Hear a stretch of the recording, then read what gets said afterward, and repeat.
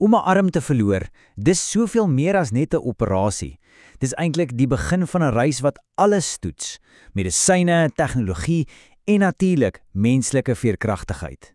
In hierdie sessie volg ons presies daardie reis. So kom ons spring sommer dadelik weg. Ja, hierdie aanhaling slaan die spyker regtig op die kop, né? 'n Amputasie is nie die einde nie. Dis die beginpunt van 'n lewenslange pad.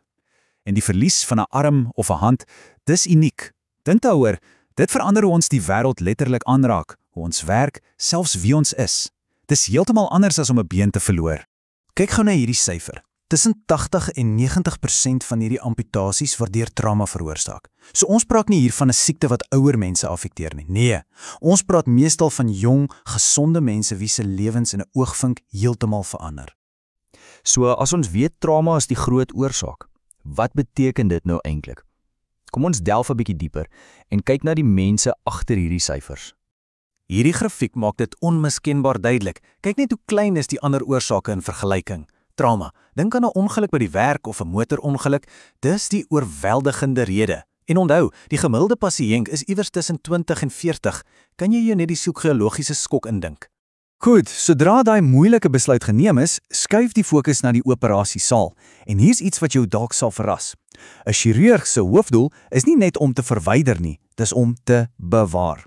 Elke liewe besluit word geneem met die pasiënt se toekoms in gedagte. Hierdie lysie gee ons 'n ongelooflike blik op wat in 'n chirurg se kop aangaan.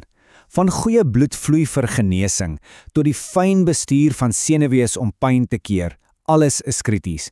Maar daai een punt, die bewaring van lengte en veral die elbooggewrig, dis 'n absolute game changer. As hulle daai gewrig kan red, verander dit alles vir die tipe protese wat jy eendag kan gebruik. So, wanneer 'n senuwee gesny word, probeer dit altyd weer groei. Dit vorm dan wat ons 'n neuroom noem.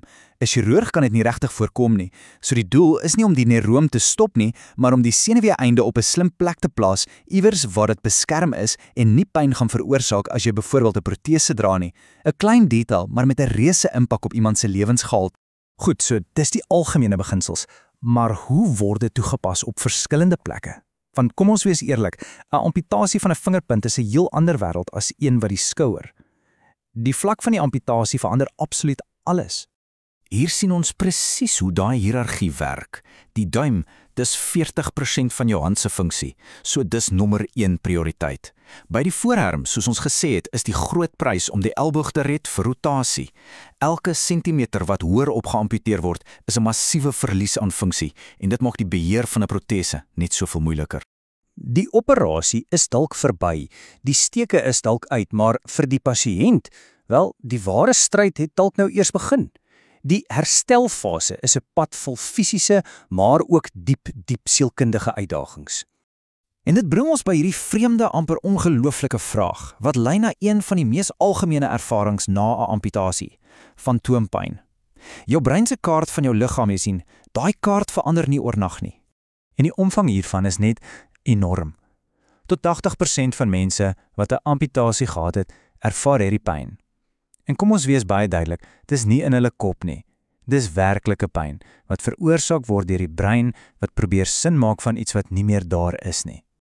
So, hoe lyk suksesvolle herstel dan? Wel, dit vat 'n hele span, 'n hele ekosisteem. Dit gaan nie net oor die fisiese genesing van die stomp nie. Met tot 40% van pasiënte wat met depressie of angs sukkel, is die psigologiese ondersteuning net so belangrik. Dis 'n holistiese benadering, jy moet die hele mens behandel. En dit bring ons by die laaste en dalk die mees hoopvolle deel van die reis. Die punt waar tegnologie intree. Nie net om funksie te herstel nie, maar om 'n nuwe soort normaal te help skep. Op die oomblik is daar hoofsaaklik 2 keuses. Aan die een kant het jy die liggaamsgedrewe stelsel, kom ons noem dit die betroubare werkjesel. Dis eenvoudig, dis duursaam, dit werk met kabels. Aan die ander kant het jy die myoelektriese stelsel, wat spiersyne lees vir meer komplekse bewegings. So die keuse kom neer op 'n afrouling, wil jy robuuste eenvoud hê of gevorderde maar meer delikate funksionaliteit. Kyk net na hierdie evolusie, van eenvoudige estetiese hande wat net daar is vir die voorkoms, tot meganiese hakke, tot by vandag se myoelektriese stelsels. Elke liewe stap was 'n revolusie. Maar waarheen ons nou op pad is, dis waar dinge regtig merkwaardig raak. Hierdie tegniek, dit word getekende herinnering genoem en dis 'n absolute spelwisselaar. Wat chirurge doen, is hulle herlei die oorspronklike senulees wat die hand beheer het na 'n ander spiergroep soos in die bors. Wanneer die pasiënt dan dink, maak my hand toe, trek daardie borsspier saam, elektrode stel daai sein op en die prostetiese hand maak toe. Dis die naaste wat ons nog ooit gekom het aan intuïtiewe, gedagtegedrewe beheer. Goed, so kom ons vat alles saam. Wat het ons geleer? Ons het gesien hoe 'n skielike trauma lei tot 'n operasie waar elke millimeter tel. Ons het verstaan dat ware herstel beide die liggaam en die gees moet genees. En ons het gesien hoe tegnologie die grense van wat moontlik is, vinnig besig is om te verskuif. En ons sluit af met hierdie vraag. Soos die lyn tussen mens en masjien al hoe dunner word en tegnologie ons toelaat om funksie op ongelooflike maniere te herstel, dwing dit ons om dieper te dink. Wat is die menslike betekenis van herstel, van aanpassing en wat beteken dit om werklik, waarlik heel te wees?